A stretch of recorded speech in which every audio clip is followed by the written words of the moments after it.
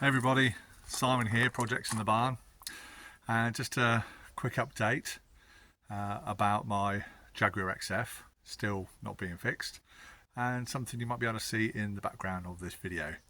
So the XF, it's still at my house. Today's Wednesday, the 23rd of August, and the mechanic was supposed to come to my house on Monday, the 21st, and he never turned up. No phone call, no text, no nothing, which is a bit disappointing to say the least. So that's still here, I'm still playing around on it.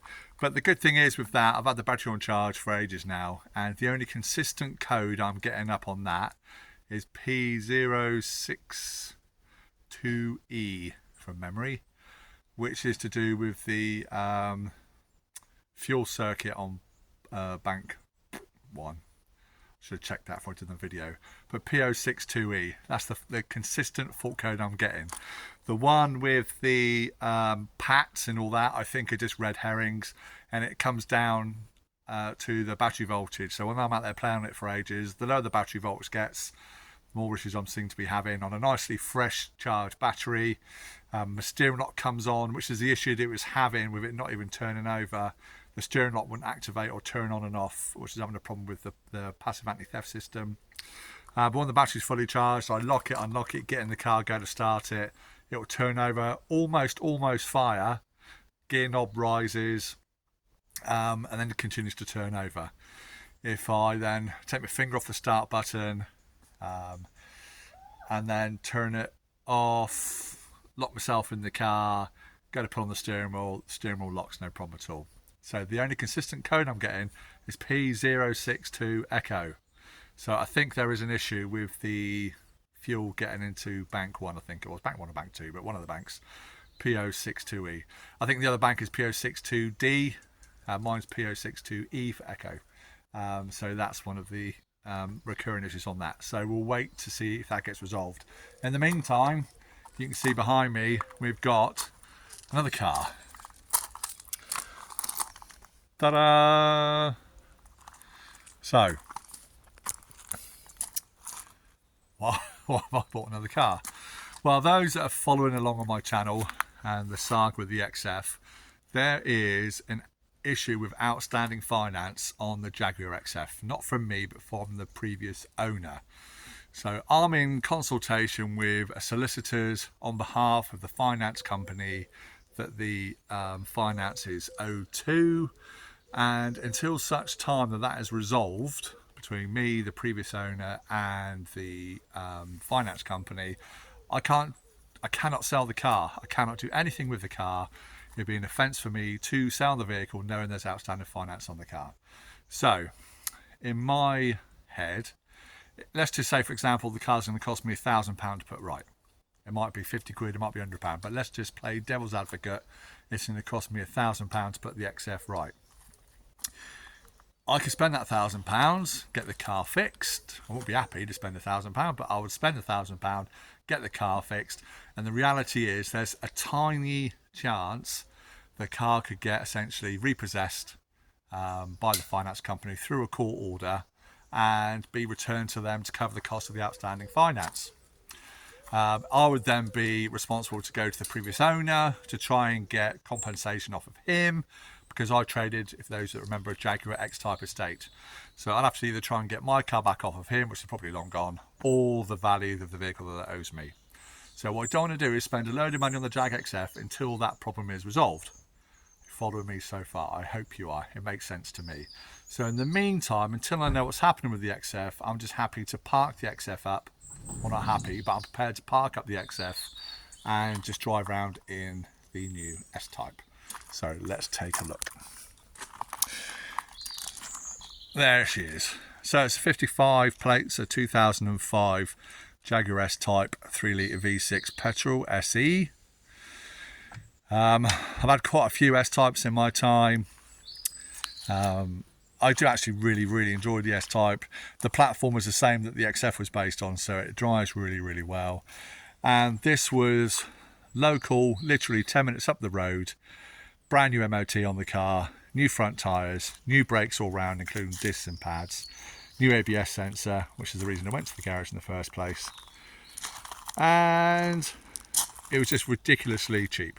Well, it was certainly ridiculously cheap after I negotiated with the seller. So it was a private sale listed on Facebook Marketplace, I think it was. My wife found it. I don't do Facebook. So yeah, beautiful car, zircon blue, and it is really, really tidy. So it's got the tan leather interior. I don't know what the code is. I think it's either tan or camel, something like that. I've not really looked, to be honest. But in really, really good order. So it drives really well. I've been cutting around in it since I got it on Sunday. And yeah, it drives super, super nice. I cannot complain at all. Yeah, starts on the button, drives nice, no smoke, no knocks, bangs, anything like that. I should have pulled it out really so you can have a better look at it, shouldn't we? But you know, it's parked in good company.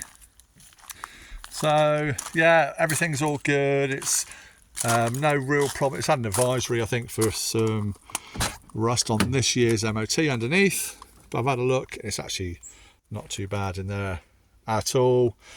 Certainly for a car of its age, nothing that wants any attention or welding or anything daft like that. But yeah, it's really nice, really good order, nice and tidy, no rips or tears. Sensible miles, I would say, for its age, and keeping with its age. It's on about 130,000 miles. I'll be the third owner, I think, of the car. Owned by a local man, as I say, for the last 5 years.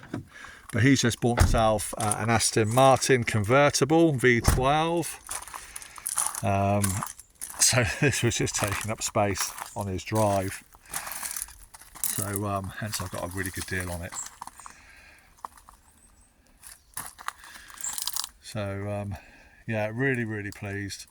The only thing wrong with the car is hello Tom. The only thing actually wrong with the car, there's a bit of corrosion to the driver's side wheel arch there, around there, which is neither here nor there really. If I end up keeping the car, which I might do, it'd be nice to have another one down the barn. If I end up keeping it, I'll address that. I'll either put a new wing on it or cut it out and replace the rusty bits. We will see. But what I might do as well, as the XFs are being used, if those remember, those wheels I bought for the XF should directly fit onto this as well. Because the wheels do, although the tyres are new in the front, the wheels are a bit rubbish, to be honest. Also in the sale, I got a brand spanking new in the box mesh grille, which I may or may not put on. Brand spanking new genuine Jaguar leaper for the front bonnet, which I probably won't put on. But yeah, really tidy down through this side. It's a tiny, if you don't know if you'll be able to see it or not, it's the tiniest little ding there. When I say tiny, it's absolutely minuscule. You probably wouldn't even notice it unless I said so.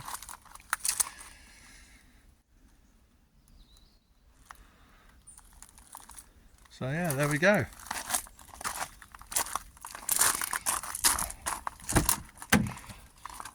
Jimmy XKR. Tidy, isn't it?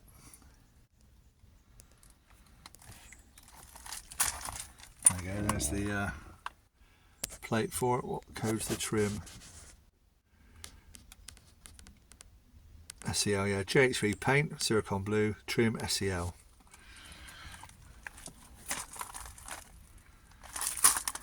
All the headline on that is all really, really good.